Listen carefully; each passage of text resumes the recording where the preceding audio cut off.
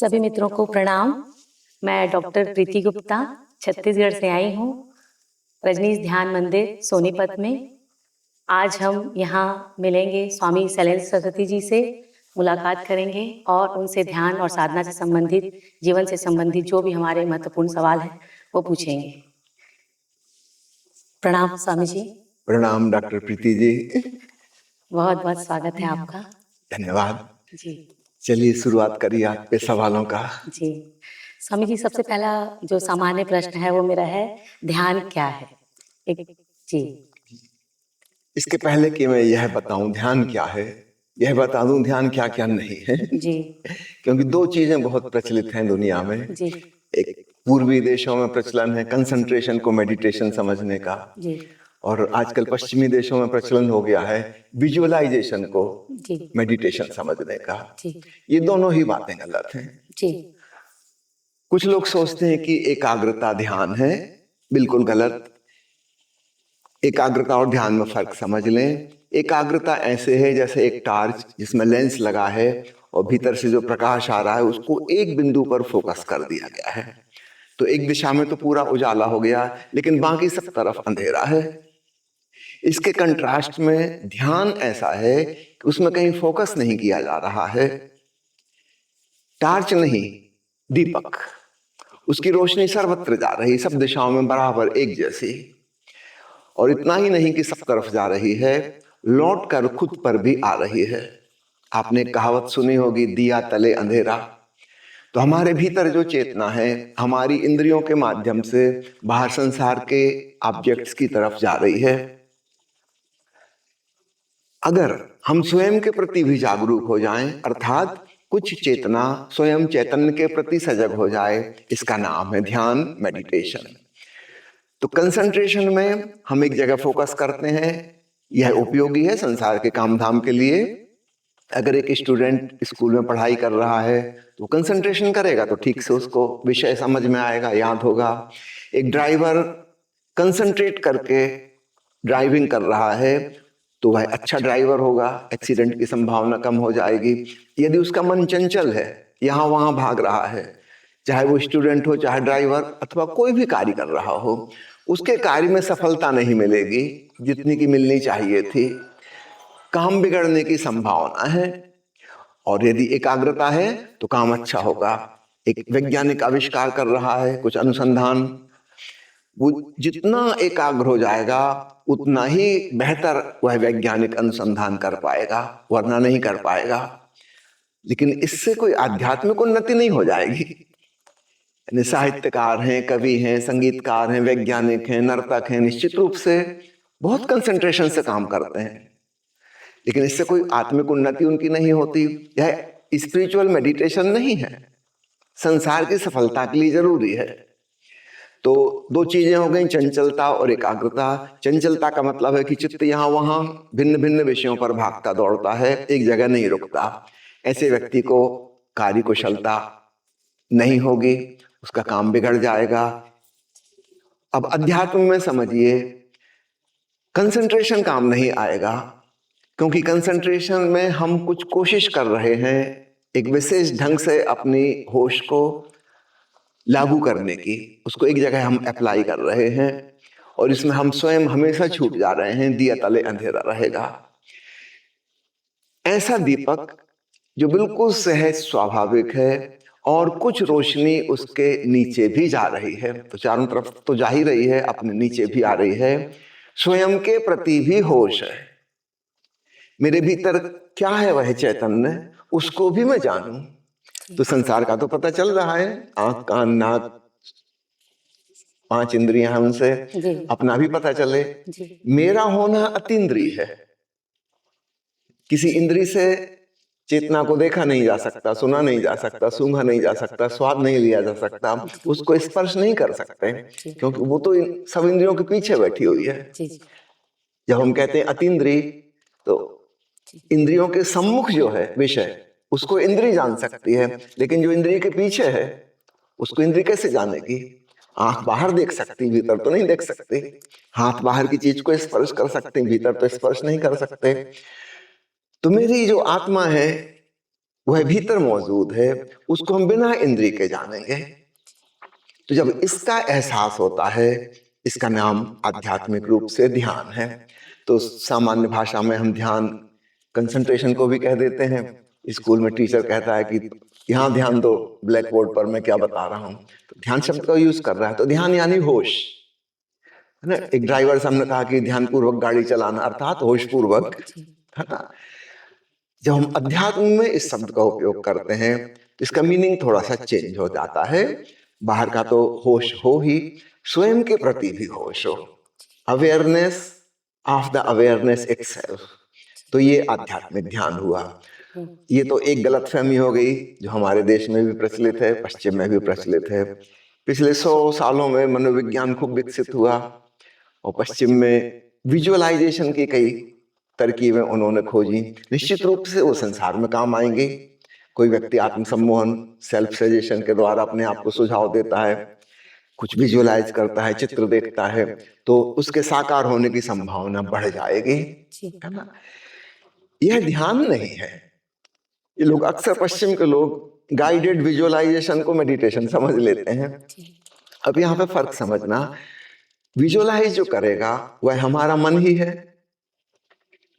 मन के पार हम नहीं गए। हमारे मन का काम है सोचना, विचारना, स्मरण करना, कल्पना करना, सपना देखना, ये मन की क्रियाएं हैं। जिसको हम आध्यात्मिक ध्यान कह रहे हैं वो मन के पार, पहले मैंने कहा इंद्रियों के पार है, वह मन के भी पार है। तो हमारी चेतना जो है, मन उसे नहीं जान सकता। मन विचार कर सकता है, सपने देख सकता है, कल्पना कर सकता है, जो वो ऑलरेडी बाहर के संसार के बारे में जानता था उसी की। भीतर वह नहीं पलट के देख सकता, जैसे आंख पलट कर नहीं देख सकती। आत्मा के बारे में कोई विचार नहीं हो सकता, है ना। वस्तु के बारे में विचार हो सकता है ना।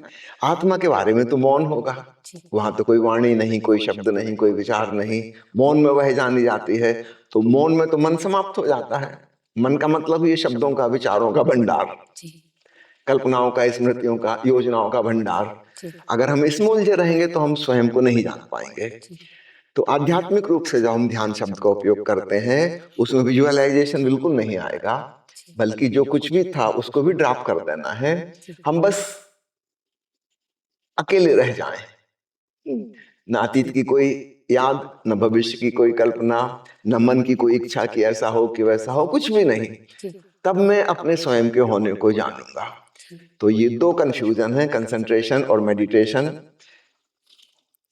और एक है विजुअलाइजेशन और मेडिटेशन। ये अब हम आते हैं, ध्यान क्या है। ध्यान निष्क्रियता की किंतु जागरूकता की अवस्था है।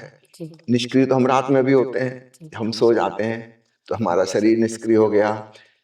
कभी सपने चलते हैं, कभी कभी सपने भी बंद हो जाते हैं, बहुत गहरी नींद लग जाती है, लेकिन हम बेहोश होते हैं। क्या हम उस अवस्था में होशपूर्वक जा सकते हैं जहां हम गहरी नींद में पहुंचते हैं? अगर वो हो जाए तो उसका नाम ध्यान है। तो हमारा शरीर भी निष्क्रिय है, कोई क्रियाकलाप नहीं कर रहे हैं, हमारा मन भी निष्क्रिय हो गया, ना कोई कल्पना कर रहा है, ना कोई एकाग्रता कर रहा है, ना कोई याद कर रहा है, ना भावनात्मक रूप से हम कुछ कर रहे हैं, प्रार्थना भी नहीं कर रहे हैं, ईश्वर का स्मरण भी नहीं कर रहे हैं, नाम जाप भी नहीं कर रहे, कुछ भी नहीं कर रहे हैं। फिर भी हम तो होंगे ना। वो हमारा होना क्या है, वो तब उजागर होगा। अन्यथा हमारी चेतना की जो शक्ति है वो किसी किसी क्रिया में उलझी रहती है, तो उस शक्ति का हमें पता नहीं चल पाता, वो हमेशा ऑक्यूपाइड है। तो अनऑक्यूपाइड स्टेट ऑफ कॉन्शियसनेस, जहां हम कुछ भी नहीं कर रहे, बस होशपूर्ण है, तब हमें अपने होने का, अपनी आत्मा का पता चलता है। तो पहले मैंने आपसे कहा कि क्या ध्यान नहीं है, कंसंट्रेशन ध्यान नहीं है, विजुअलाइजेशन ध्यान नहीं है, और अब मैं आपसे कहता हूं ध्यान क्या है। निर्विचार जागरूकता, वह ध्यान है आरंभ में। फिर धीरे धीरे ऐसा समय आएगा कि ध्यानी व्यक्ति अब क्रियाकलाप भी करता रहेगा संसार के, और फिर भी भीतर भीतर ध्यान सदा रहेगा। तो आरंभ में तो उसको कुछ क्षण निकालने होंगे जब वो बिल्कुल निष्क्रिय और निर्विचार, है ना, ये ध्यान। तो शुरुआत में जो निष्क्रिय जागरूकता है ये घटित होगी, फिर धीरे धीरे वो जागरूकता हमारे पूरे दिनचर्या में फैल जाएगी और वो फिर सभी क्रियाकलाप करते हुए भी सधी रहेगी। जी हाँ, आरंभ में हमें स्पेशल टाइम निकालना होगा जी 15 मिनट की, आधा घंटा की, घंटा भर, जितना कोई कर सके, जी है ना। 1-1.5 घंटा पर्याप्त होगा। जी हम बिल्कुल निष्क्रिय हो जाएं, कुछ भी ना करें, जी है ना। धीरे धीरे हम पाएंगे इसका प्रभाव अब हमारे बाकी के दैनंदिन के क्रियाकलापों में भी रहने लगा। जी हम खाना भी खा रहे हैं मगर हमें होश बना हुआ है अपने भीतर उसका जो स्वाद ले रहा है। जी सामान्यतः जब हमको स्वाद ले रहे हैं तो हम स्वाद में खो जाते हैं। जी हम संगीत सुन रहे हैं या किसी से बात कर रहे हैं तो हम उसमें खो नहीं जाएंगे। हमें अपने होने का एहसास बना रहेगा, अपना ख्याल बना रहेगा। जी हम चल रहे हैं, कोई काम कर रहे हैं, आप डॉक्टर हैं, क्लिनिक में कोई मरीज से आप बात कर रहे हैं, जी ठीक है, उसकी बात भी आप सुन रहे हैं, परिपूर्ण होश में जी है ना। लेकिन आपके भीतर अपना भी होश बना हुआ जी है ना। जी और उसके साथ एक अद्भुत शांति का एहसास होगा। और फिर भीतर से जो आपके रिस्पॉन्स आएगा उस पेशेंट के लिए वो बड़ा अद्भुत होगा। जी सामान्यतः हम केवल विचार विचार से सोच के ही जवाब देते हैं, प्रिस्क्रिप्शन लिखते हैं। अब आप पाएंगे इसमें कोई और गहरी चीज भी आ गई, जी है ना। आपका नाम प्रीति है, अब वास्तव में प्रीति तत्व भी उसमें आ गया, सिर्फ बुद्धि नहीं है। जी डॉक्टर अकेली बुद्धि से काम करते हैं जी। नहीं, अब उसमें प्रेम का तत्व भी होगा, जी है ना। और जो रिस्पांस आएगा उसमें एक अलाइवनेस होगी, जी है ना। और भाई व्यक्ति भी महसूस कर पाएगा जी। कि कुछ दूसरे ढंग से व्यवहार किया जा रहा है। जी तो इसे ऐसे थोड़ा विभक्त कर सकते हैं कि जैसे हमने स्वयं को जाना ध्यान की गहराई में, तो वो चेतना के 100% स्थिति को हम जान सकते हैं, ऐसा कह सकते हैं। और जब हम बाहर मुड़े तो डबल एरोड कॉन्शियसनेस हो गया अपनी तरफ भी, चेतना का जी। बाहर भी, तो एक परसेंट रेशियो एक अलग हो गया, ऐसा कह सकते हैं। परसेंटेज बदलती जाएगी। जी एक तो हो गई समाधि की स्थिति, जी। हम परिपूर्ण रूप से स्वयं के भीतर लीन है। जी एक स्थिति है संसार की तरफ उन्मुख है, हम बाहर की किसी चीज में खो गए। समझो आप फिल्म देखने गए सिनेमा टॉकीज में और पूरी तरह से आपका मन उसी में लग गया, तो आप स्वयं के प्रति बेहोश हो गए, क्योंकि वो कहानी इतनी इंटरेस्टिंग है जो पर्दे पे चल रही है, आप अपने आप को भूल गए। इसको कहा जाता है आत्म विस्मरण।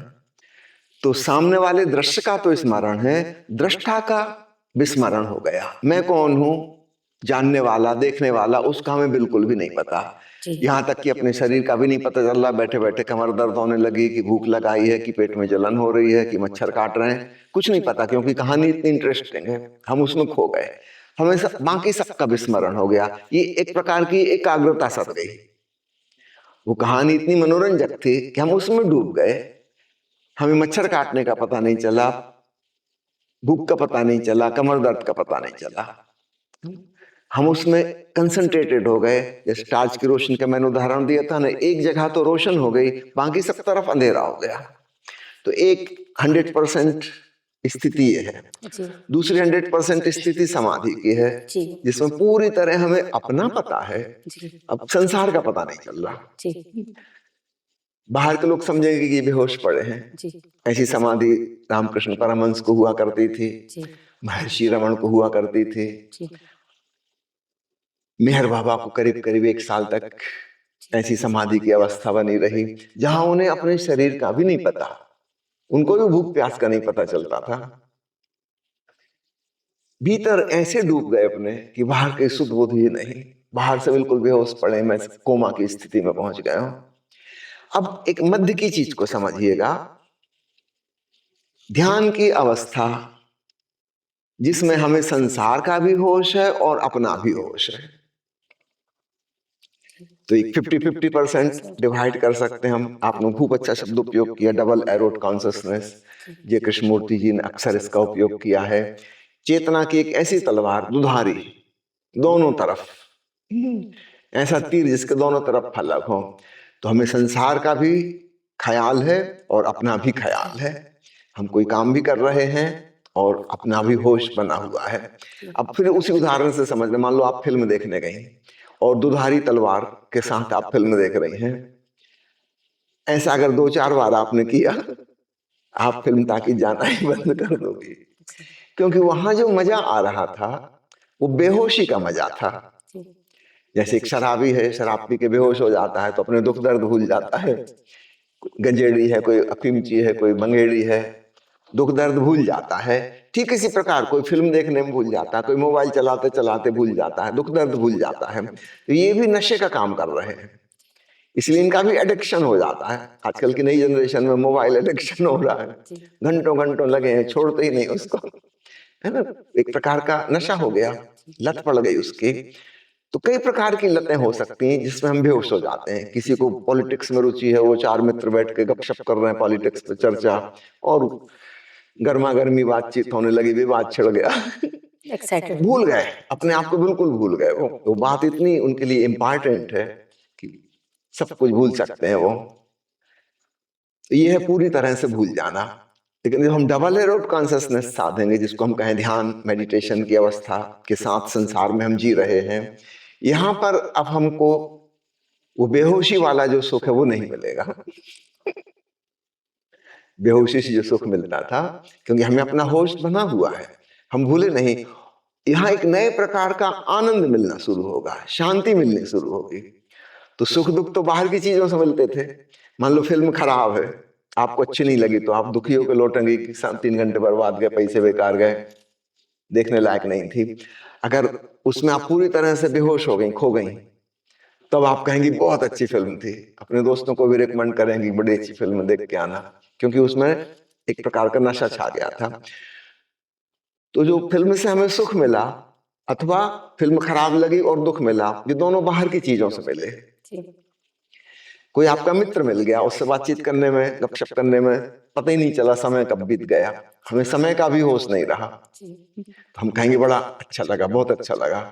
इसके विपरीत अगर कोई ऐसा मित्र मिल जाता, शत्रु मिल जाता, कोई बोर करने वाला व्यक्ति मिल जाता जिसकी बातों में कोई रुचि नहीं है, हम उससे बचने की कोशिश कर रहे हैं, कब खत्म हो बात और हम हटे यहाँ से, हमें समय का बड़ा एहसास हो रहा है। यानी 5 मिनट भी ऐसे लग रहे हैं घंटा भर बीत गया, ये आदमी कब अपनी बकवास बंद करेगा, क्योंकि हमको उसमें कुछ मजा नहीं आ रहा। तो दुख भी हमें दूसरे से मिलता है, सुख भी दूसरे से मिलता है। अब मैं तीसरा तत्व कहना चाहता हूं, शांति, आनंद, जो बाहर की किसी चीज से संबंधित नहीं है, वो खजाना हमारे भीतर है। तो जब हम डबल एरोड कॉन्शसनेस के साथ संसार में जिएंगे, हमें अपने भीतर की उस शांति की तरंगें आती रहेंगी, वो आनंद का एक रसधार बहती रहेगी भीतर से। तो बाहर की चीजों में हमारी उत्सुकता क्रमशः कम होती जाएगी। विशेषकर जिन जिन चीजों में हम भूलने के लिए जाते थे, हमको लगे उसका कोई मतलब ही नहीं, क्योंकि हम पहले से आनंदित हैं, और आनंदित व्यक्ति स्वयं को भूलना नहीं चाहता। दुखी आदमी भूलना चाहता है। मनुष्य जाति के इतिहास में किसी भी देश की पुरानी से पुरानी किताब देखो, उसमें लोग समझा रहे हैं कि शराब मत पियो, नशीले द्रव्य मत लो, लेकिन आज तक छोड़ा नहीं पाए। क्यों? क्योंकि मनुष्य दुखी है। वो दुखी आदमी किसी प्रकार दुख को भुलाना चाहता है। जब तक आदमी आनंदित ना हो जाए, वो कोई ना कोई नशा खोजता रहेगा, उसकी तलाश जारी रहेगी, क्योंकि वो दुखी भूलना चाहता है। जैसे किसी व्यक्ति की सर्जरी करनी है तो उसको एनेस्थीसिया देते हैं ताकि उसको दुख का, कष्ट का पता ना चले। तो जब तक आदमी दुखों में जी रहा है, कष्ट में, तनाव में, बेचैनी में, तब तक उसको किसी न किसी प्रकार की बेहोशी की जरूरत है। वो बेहोशी कई प्रकार की हो सकती है। तो मैंने कहा, चाहे फिल्म हो कि मोबाइल हो, कि संगीत भी एक प्रकार का नशा हो सकता है, राजनीति नशा हो सकती है, कोई भी चीज नशा हो सकती है। बच्चे हैं, खेलने कूदने के लिए मैदान में भाग दौड़ कर रहे हैं, चोट लग गई, पैर से खून बह रहा है, उनको नहीं पता। शरीर का इतना बड़ा कष्ट दर्शकों को दिखाई दे रहा है कि इसके पैर से खून बह रहा है, लेकिन उसको नहीं पता चल रहा। उसको कब पता चलेगा? जब खेल बंद हो जाएगा, तब वो पैर पकड़ के बैठ जाएगा कि अरे मुझे चोट लग गई, खून बह रहा है। इतनी देर तक पता नहीं चलता, क्यों? उसकी नजर बाहर थी, फुटबॉल के पीछे वो दौड़ रहा था, पूरा ध्यान कंसंट्रेट करके, फोकस करके फुटबॉल पर था। पैर का पता कैसे चले? जब खेल खत्म हुआ तब पता चलेगा। तो हर प्रकार की बेहोशी है दुनिया में, सब प्रकार के नशे हैं। अच्छा, मजे की बात है, समझो कोई व्यक्ति को राजनीति का नशा है ना, बड़े उच्च मंत्री पद पे पहुंच गया है, अब वहां से बैठ के ये लेक्चर देता है कि शराबबंदी होनी चाहिए, और अपने राज्य में उसने शराबबंदी करा दी। ये कह रहा है कि शराब पीना बुरी बात है। इसको नहीं पता ये भी एक दूसरे प्रकार की शराब पी रहा है। दूसरों की जो केमिकल शराब पी रहे थे उनके विरोध में है। खुद दूसरे प्रकार की शराब पी रहा है। नशलची आदमी दूसरे नशलची को कह रहा है कि तुम ये वाला नशा मत करो। तो इस बात को खूब अच्छे से समझ लें, जब तक हमारे भीतर प्रफुल्लता नहीं होगी, आनंद नहीं होगा, शांति नहीं होगी, संतोष नहीं होगा, एक सेटिस्फेक्शन नहीं होगा अपने जीवन से, तब तक हम किसी न किसी प्रकार का नशा खोजते रहेंगे, है ना। धार्मिक लोगों ने अपने ढंग के नशे खोजे हैं। कोई मंत्र जाप कर रहा है, वो भी एक नशा है। एक ही शब्द दोहरा रहा है, एक ही शब्द दोहराते दोहराते दोहराते नींद जैसी आने लगती है, क्योंकि एक शब्द से मन बोर हो जाता है, तो मन सोने की अवस्था में चला जाता है, स्लीपिंग मोड में। इसको लगेगा कि बड़ी शांति मिली मंत्र जाप करके। मंत्र जाप की शांति नहीं है, ये नींद की शांति है। याद रखिए, मैं नींद के विरोध में नहीं हूं। अच्छी नींद आना बहुत अच्छी बात है, लेकिन इसको ध्यान ना समझ लो, ये ध्यान नहीं है, है ना। तो ये भी एक प्रकार का नशा है ना। कोई पूजा पाठ करके अपने को भुला रहा है, कोई प्रार्थनाएं कर करके अपने आप को भुला रहा है। ये सब अपने को भुलाने की तरकीबें हैं। आत्म स्मरण ध्यान है। तो डबल एरोड कॉन्शियसनेस, अपने 50-50% कहा। अब इसके और भी अपन छोटे खंड बांट सकते। कभी ऐसा होता कि 25% बाहर है, हम 75% अपना ध्यान बना हुआ है। कभी इसका ठीक उल्टा कि भीतर का 25% ही होश रहा। समझो एक आदमी ड्राइविंग कर रहा है, तो हम उससे नहीं कहते कि तुम स्पिरिचुअल मेडिटेशन करो, है ना। उस समय बाहर जरूरत है, और जरा सी तुम्हारी चूक से कोई दुर्घटना घट सकती है।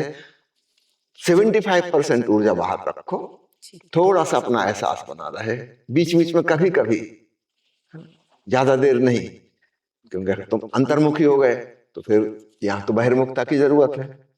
तो हम क्या कर रहे हैं, कैसा काम है, उसमें कितनी अर्जेंसी है, इमरजेंसी है, उसके अनुसार हमें अपनी चेतना का ये परसेंटेज बदलते रहना होगा। जितनी जरूरत है बाहर, उतनी ऊर्जा हम बाहर देंगे, बाकी अपना ख्याल रखेंगे। कभी कभी 100% भी देनी होगी, कोई बात नहीं। बाद में जब वो कार्य खत्म हो जाएगा, फिर हम अपने भीतर लौटेंगे और भीतर का आनंद लेंगे। तो ये जो परसेंटेज वाली बात आपने पूछी, बिल्कुल सही जी। स्वामी जी, इसी से रिलेटेड एक और सवाल है कि माइंडफुलनेस और तल्लीनता भी एक अवेयरनेस का पार्ट अभी आता है, ये शब्द आते हैं, तो इसका क्या अर्थ है, इसमें कितने % अवेयरनेस इसमें होगी? देखिए, तल्लीनता बाहर की किसी चीज में है तो वो तो डिमांड करती है 100%, है ना। जैसे मैंने फिल्म देखने का उदाहरण दिया, या आप अपनी पसंद की कोई नॉवेल पढ़ रही हैं तो आप उस कहानी में तल्लीन हो गई। किसी को गीत गाने का शौक है, जब वो गा रहा है तो वो पूरे तरह तल्लीन है ना। उसकी तल्लीनता ही उसकी मधुरता बनेगी और संगीत में उसका कौशल बनेगी। अगर वो 100% उसमें नहीं डूब पा रहा है तो अच्छा गायक नहीं बन सकता, है ना। इसी प्रकार अन्य कार्य है, कोई व्यक्ति पेंटर है कि कोई नर्तक है, अगर वो अपनी चित्रकला में या नृत्य कला में पूरी तरह से लौलीन नहीं होंगे तो उनकी कला निखरेगी नहीं, उसमें पूरी ऊर्जा लगाना जरूरी है। तो इस प्रकार यह भी होश का प्रयोग है, लेकिन कंसंट्रेशन वाला। तल्लीनता कंसंट्रेशन का ही एक रूप है। हम अपनी रुचिकर चीज में पूरी तरह तल्लीन हो जाते हैं। अभी मैंने उदाहरण दिया, वो बच्चा है फुटबॉल खेल रहा है, वो फुटबॉल में तल्लीन है। तो कंसंट्रेशन और तल्लीनता एक प्रकार से पर्यायवाची हैं, ठीक है। अब दूसरी बात आपने पूछी, माइंडफुलनेस। माइंडफुलनेस में हम अपने बाहर की जगत की घटनाओं के प्रति, अपने शरीर की क्रियाओं के प्रति, श्वास के प्रति, मन के विचारों के प्रति, हृदय की भावनाओं के प्रति, इनके प्रति भी होश साधते हैं। माइंडफुलनेस, सच पूछो तो भगवान बुद्ध का जो अंतिम शब्द था सम्मा सति, और यही शब्द ओशो का भी अंतिम प्रवचन का अंतिम संदेश है, सम्मा सति। और ओशो चूंकि उस समय अंग्रेजी में बोलते थे, ओशो सम्मा सति को ट्रांसलेट करते थे एज माइंडफुलनेस। तो जो भी हो रहा है उसके प्रति तुम्हारा माइंड, यू बी माइंडफुल, यानी सतर्क, सचेत। मेरा हाथ ऊपर जा रहा है तो मुझे पता हो कि जा रहा है। कोई घटना घट रही है, एसी से ठंडी हवा आ रही है, तो इसका एहसास हो कि ऐसा हो रहा है, तो मैं सजग हूं अपनी इंद्रियों के प्रति, बाहर की घटनाओं के प्रति। फिर दूसरा तल आता है स्वाभाविक रूप से अपने तन के प्रति, फिर और उससे सूक्ष्म आ जाता है मन, है ना, बाहर की घटना का मेरे भीतर क्या प्रभाव पड़ रहा है। मान लीजिए अभी आया था और ये हरा पौधा देखा और नीचे फूलों वाला पौधा देखा, तो मन में कुछ हुआ, एक प्रसन्नता की लहर आई, है ना, तो उसका भी होश रहे। बाहर की चीज का तो होश है ही, इसका मेरे ऊपर क्या प्रभाव पड़ रहा है, मेरे मूड्स, मेरी भावदशाएं, मेरी मनोदशाएं, क्या कोई परिवर्तन हुआ, तो उसका भी एहसास हो। तो माइंडफुलनेस में ये सब आ गया। तो अपना शरीर, मन, हृदय, ये इसमें आ गए, इन पर क्या प्रभाव पड़ रहा है।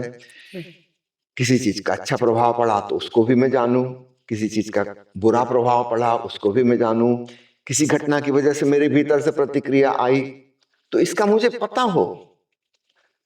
किसी ने अपमानजनक शब्द कह दिए और मुझे गुस्सा आया, तो मुझे पता चले कि गुस्सा आ रहा है, ये बेहोशी में ना आ जाए, है ना। तो तल्लीनता में क्या था, जब मुझे क्रोध आता था मैं उसमें पूरी तरह तल्लीन हो जाता था। भगवान महावीर ने 2 कृष्ण ध्यान कहे हैं, अशुभ ध्यान जिसको कहें, उसमें एक है दुख और दूसरा है क्रोध। क्यों कहा ध्यान, इसमें भी तल्लीनता आती है। दुखी आदमी अपने दुख में, उदासी में पूरी तरह तल्लीन हो जाता है, उसको वहां से निकालना बड़ा मुश्किल है। जैसे कीचड़ में कोई फंस गया हो ना, बाहर निकालना मुश्किल है। ऐसे जब कोई व्यक्ति गुस्से में आता है, क्रोधित हो गया, आग बबूला, है ना, ज्वालामुखी उसके अंदर फूटा है, इससे बाहर निकालना बहुत मुश्किल, वो बिल्कुल उसमें धंस गया कीचड़ में, समय लगेगा, बहुत समय लगेगा निकलने में। तो महावीर ने इसको अधर्म ध्यान कहा है, एक शुक्ल ध्यान कहा है, सफेद ध्यान, निर्विचार जागरूकता वाला, जिसमें आप अपनी चेतना के प्रति पूरे सजग हैं। और इसको कहा है 2, इसमें मुख्य हो गए, एक क्रोध और एक दुख, जो हमको बिल्कुल तल्लीन कर लेते हैं। तो तल्लीनता कई प्रकार की हो सकती है, मैंने कई उदाहरण आपको गिनाए, भांति भांति की कलाएं तल्लीनता के उदाहरण हैं। एक वैज्ञानिक अपनी प्रयोगशाला में तल्लीन है ना, एडिसन के बारे में आपने कहानी सुनी होगी। उसकी पत्नी उसको डिस्टर्ब नहीं करती थी, क्यों पता नहीं किस चीज में तल्लीन है, कहीं उसको बाधा ना पहुंच जाए। एक दिन वो नाश्ता ला के रख गई कि जब इनकी तल्लीनता टूटेगी तब देखेंगे, नाश्ता कर लेंगे, भूख तो लग रही होगी। इस बीच में क्या हुआ, एडिसन का एक दोस्त आया, उसने देखा वो किसी काम में लगा हुआ है और सिर उठा के उसने नहीं देखा, उसको पता ही नहीं चला कि दोस्त आया हुआ है। इसने देखा कि चाय नाश्ता रखे, इसने फटाफट पूरा खा के प्लेट खाली करके रख दी। आधा घंटे बाद जब एडिसन का, जिसको हम कहें तल्लीनता टूटी, है ना, तब उन्होंने देखा दोस्त, उसको स्वागत किया कि बड़ा अच्छा हुआ आए। फिर नजर पड़ी थाली पे, चाय की प्याली पे खाली रखे, तो उसने यार थोड़ी देर पहले आए होते तो अपन साथ साथ चाय नाश्ता करते, मैं अभी थोड़ी देर पहले किया। एडिसन को ये भी नहीं पता कि भूख लगी है और चाय नाश्ता भी नहीं किया है। तो तल्लीनता, है ना, माइंडफुलनेस, ये 2 अलग अलग बातें हो गई। तल्लीनता का मतलब एकाग्रता, जो हमने पहले कंसंट्रेशन में समझाया, इसके विविध रूप हो सकते हैं। माइंडफुलनेस में हम सजग हैं, उसमें अपना होश कम से कम 25% तो आना शुरू हो गया। अपनी शारीरिक क्रियाओं का पता चल रहा है, कहीं कोई दर्द है, तकलीफ है, बेचैनी है, उसका पता चल रहा है, कुछ अच्छा लग रहा है, गुड फीलिंग, उसका भी पता चला, कोई खराब फीलिंग, उसका भी पता चला। उसे जौलपुर में जब रहते थे, एक बार एक युवक उनके पास आया और उन्होंने कहा कि मुझे बहुत गुस्सा आता है, मेरी समस्या है, क्या करूं। कई लोगों ने कई उपाय बताए, अगर काम नहीं आते। उस कागज पे उसको एक लाइन लिख के दी, कहा कि इसको तुम अपने जेब में फोल्ड करके रख लो, और जब क्रोध आए इसको निकाल के एक बार पढ़ लेना, वापस जेब में रख लेना, और फिर जो हो होने देना, और 1 हफ्ते बाद आके मुझे बताओ। उसने सोचा कोई मंत्र वगैरह होगा, चमत्कारी मंत्र। जब क्रोध का अवसर आया, उसने को याद आ गई कि वो मंत्र पढ़ लें, निकाल के देखो, सो मंत्र तो कुछ नहीं था, एक लाइन लिखी थी कि मुझे क्रोध आ रहा है। थोड़ा हैरान हुआ, चौंका।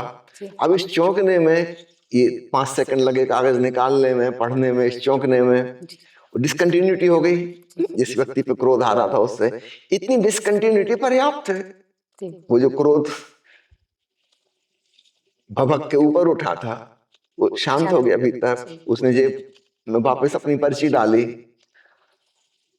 अब वो गुस्से में जो कहने वाला था वो शब्द उसके मुंह से निकल ही नहीं रहे, बीच में एक ब्रेक लग गया। फिर तो उसको ट्रिक हाथ लग गई। फिर तो था महाक्रोधी, बारंबार क्रोध आता, दिन में 10-20 बार वो निकाल के पढ़ लेता और क्रोध का मौका ही नहीं आता, है ना। वो इस बीच में तो शांति आ गई ना, क्योंकि होश आ गया कि मुझे क्रोध आ रहा है। ये माइंडफुलनेस है। आ रहा है क्रोध, एक चिंगारी भीतर से भपकी है, अब विस्फोट करने वाला है बारूद, लेकिन वो सजग हो गया है। सजगता में फिर क्रोध नहीं आ सकता। उसके लिए एक बेहोशी चाहिए, पूरी तरह से आप उसमें लोलीन हो जाओ गुस्से में, तो ही वो आएगा, नहीं तो नहीं आ सकता। अगर होश आ गया तो फिर नहीं आ सकता, है ना। जैसे एक नशेलची आदमी वो लड़खड़ा के चल रहा है, गिर जाता है, अगर वो होश में आ जाए फिर वो गिरेगा नहीं, वो लड़खड़ाएगा नहीं, संभल के चलेगा। हफ्ता भर बाद वो आया ओशो के पास, आपने तो गजब कर दिया, एक साधारण सा वाक्य आपने लिखा, मैं तो समझ रहा था कुछ संस्कृत का कोई मंत्र होगा कठिन सा, लेकिन जादू हो गया। हफ्ते भर में एक बार भी मैं क्रोधित नहीं हो पाया। तो इसमें क्या है, ये तो साधारण शब्द है, मुझे क्रोध आ रहा है। ओशो का शब्द तो साधारण है, लेकिन तुम होश में आ गए ना, मुझे क्रोध आ रहा है ना। जब तुम क्रोधित होते थे तुम्हें ये वाली बात याद नहीं आती थी, है ना। जानबूझ के तुम गलत काम नहीं कर सकते, वो अनजाने में ही हो सकता है, जानबूझ के नहीं हो सकता। फिर उसने कहा कि पिछले 2-3 दिन से तो मैं पर्ची निकाल के भी नहीं पढ़ रहा, वो तो याद आ जाती है, पता ही उसमें क्या लिखा है। तो जहां कोई नाराज होने की स्थिति बनती है, मुझे याद आ जाता है आपने कागज दिया है, तो पढ़ने की जरूरत नहीं पड़ती 2-3 दिन से, बस याद आना ही पर्याप्त है। ओशो का यही ट्रिक है, याद आने का मतलब तुम्हें होश आ गया, है ना, माइंडफुल हो गया वो, है ना। तो भगवान बुद्ध ने जिसको सम्मा सती कहा है, ओशो ने उसको ही माइंडफुलनेस कहा है। आज पश्चिम के लोग माइंडफुलनेस किसको कह रहे हैं वो थोड़ी अलग बात हो गई, लेकिन ओशो की परिभाषा में माइंडफुलनेस यानी वही साक्षी भाव, बाहर का भी होश, भीतर का भी होश। ठीक है स्वामी जी, संबोधि क्या है, और क्या ये जो आपने 2 मुख्य समस्याएं बताई, जो महावीर ने कहा है दुख और क्रोध, क्या संबोधि के बाद ये दुख और क्रोध विदा हो जाते हैं? पहले समाधि समझ लें, फिर संबोधि पर आते हैं। जी। अभी हमने चर्चा की माइंडफुलनेस की, करीब थोड़ी और गहरी जाए, क्योंकि एक समय ऐसा आएगा कि हम शरीर के प्रति पूर्ण सजग हैं। मान लो शरीर आराम से बैठा हुआ है, कहीं कोई तकलीफ भी नहीं है, तो किस चीज के प्रति सजग होंगे, कुछ ऑब्जेक्ट नहीं बचा। मन में विचार चल रहे थे, हम विचारों के प्रति सजग हो गए, लेकिन जब हम सजग हो जाएंगे तो विचारों की स्पीड कम हो जाएगी, बीच बीच में गैप आने लगेंगे। एक विचार आया, निकल गया, पीछे गैप आ गया, थोड़ी देर बाद फिर दूसरा आया, तीसरा आया, क्रमशः जैसे जैसे हमारी अवेयरनेस बढ़ती जाएगी ये गैप लंबा हो जाएगा, विचार छोटा हो जाएगा। जैसे एक रेलगाड़ी गुजरती ना, 2 डिब्बों के बीच में गैप है, अंतराल है, लेकिन जब गाड़ी तेजी से गुजर रही है तो हमें गैप दिखाई नहीं देता, क्योंकि छोटा सा है। यदि गाड़ी धीमी धीमी चलने लगे तो फिर हमें गैप दिखाई देंगे कि एक डब्बा निकल गया, फिर आकाश दिखाई दे रहा है, उस पार का दिखाई दे रहा है सब कुछ, फिर थोड़ी देर में दूसरा डब्बा आया, गाड़ी और धीमी हो जाए तो ये गैप बड़ा होने लगेगा। तो भीतर जब विचारों की संख्या कम होने लगती है और गति कम होने लगती है, तब हमें एक अंतर आकाश नजर आने लगता है। बदली के छोटे छोटे टुकड़े थे, पहले हमने 2 बादलों के बीच का गैप देखा, फिर बादल थोड़े और हट गए, गैप बड़ा हो गया, तो नीला आकाश उजागर होने लगा। कुछ ऐसी घटना भीतर घटती है, विचार गायब होने लगे, फिर यही घटना भाव के तल पे घटने लगती है। जैसे आपने कहा क्रोध का भाव, दुख का भाव, और भी बहुत सारे भाव हैं, आप दुर्भावनाओं को गिन सकते हैं, सद्भावनाओं को गिन सकते हैं, बहुत सारी ये आती जाती रहती हैं बादलों की तरह आकाश में। लेकिन याद रखिए आकाश न कभी आता है न कभी जाता है, वो सदा सदा है। तो हमारे भीतर हमें उस तत्व का एहसास होने लगता है जो आकाश के समान है, बादल के समान नहीं। हाँ, विचार आते हैं जाते हैं, स्मृतियां, कल्पनाएं, योजनाएं आती हैं जाती हैं, गुस्सा आता है लेकिन चला जाता है, कोई भी चीज टिकती तो नहीं। आकाश सदा सदा है, हमें उसका एहसास होने लगता है। क्रोध आने के पहले भी मैं था, क्रोध के दौरान भी मैं था, और क्रोध अब चला गया थोड़ी देर में, तब भी मैं हूं। तो मैं तो हर हाल में हूं, ये मैं कौन हूं?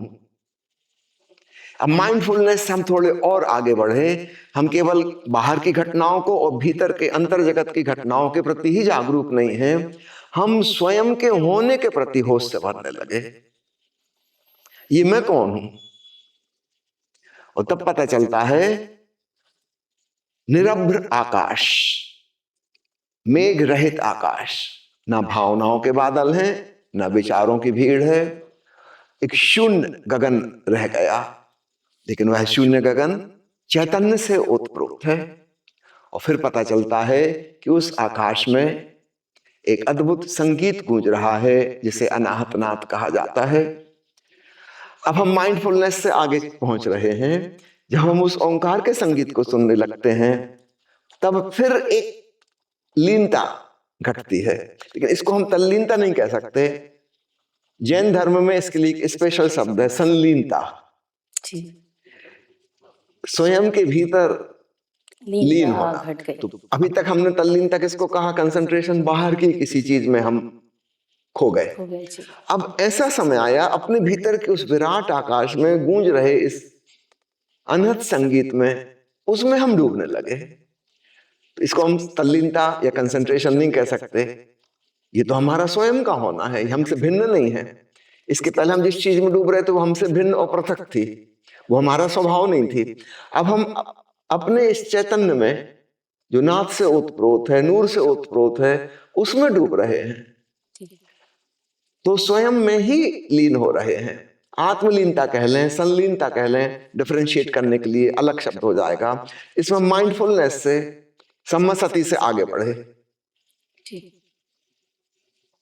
सम्मसति में हम अपने बाहर की घटनाएं, शरीर की क्रियाएं, मन के विचार, हृदय की भावनाएं, उनके प्रति हमें पता चल रहा था। अब वो चीजें कहीं पीछे छूट गई, हम बिल्कुल जीवन के केंद्र में पहुंच गए, मनातीत, भावातीत। अब वहां एक विराट आकाश है, असीम, अनादि, अनंत, और वहां नाद और नूर मौजूद हैं। और अब हम उसमें लौलीन होने लगे। अब फिर से हम खोने लगे। जैसे बाहर खोते थे, कुछ कुछ उससे मिलती जुलती घटना है। फर्क इतना ही है कि हम अपने अंतस्तर में खो रहे हैं, तो समाधि फलित हो जाती है। तो अपने आत्मगुणों में लौलीन हो जाना, संलीन हो जाना, खो जाना, उसका नाम है समाधि। स्वाभाविक रूप से कुछ देर के बाद इससे वापस लौटना होगा, क्योंकि हमारा तन, मन, हृदय वो सब है, बाहर का संसार है, हमें कुछ करना भी है।